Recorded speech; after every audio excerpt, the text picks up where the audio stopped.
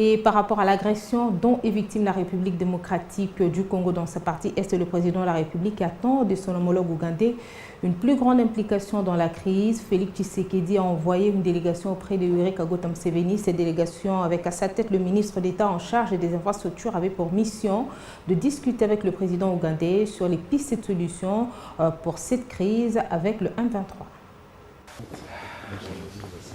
En provenance de l'Ouganda, où il a été dépêché à la demande de Kampala pour savoir la position de ce pays dans la crise sécuritaire dans l'est de la RDC, le ministre d'État Alexis Guizarro Muvunyi est venu rendre compte de sa mission au chef de l'État, Félix Antoine Tshisekedi Tshilombo. Selon les dires du ministre, la position de la RDC à la question des groupes armés, notamment les M23, a été réitérée au président Yoweri Museveni. Comme vous le savez, notre pays actuellement est victime d'une agression. Par une force terroriste qui est le M23.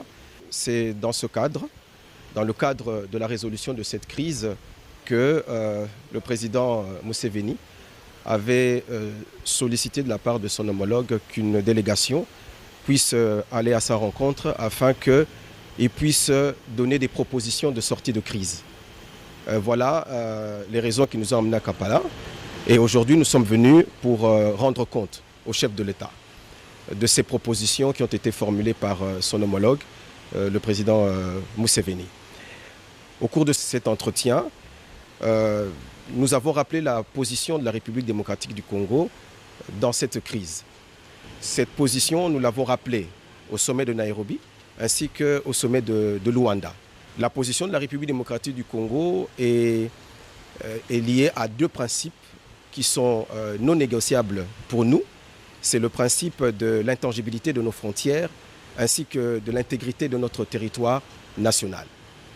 Nous avons rappelé cette position à la partie ougandaise en disant que oui, nous sommes disposés à un dialogue avec les groupes armés dans le cadre de Nairobi, parce que nous avons placé un cadre pour discuter avec tous les groupes armés et nous considérons donc que tout dialogue ne peut se faire que dans ce cadre-là, en particulier en ce qui concerne le M23, lorsqu'ils auront dégagé des positions qu'ils ont occupées aujourd'hui à Bunagana et qu'ils seront rentrés dans leur position initiale.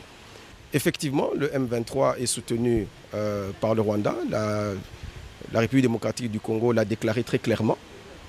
Et l'Ouganda, aujourd'hui, n'a pas donné sa position officiellement sur cela, mais simplement nous considérons que la position actuelle du M23, qui est à la frontière entre notre pays et l'Ouganda, fait que nous avons besoin de savoir effectivement ce qu'en pense la partie ougandaise, parce qu'aujourd'hui, cette frontière est occupée par une force terroriste à sa frontière avec l'Ouganda. L'RDC est restée liée aux deux principes, à savoir celui de Nairobi et de Luanda, a rappelé le ministre Guizarro.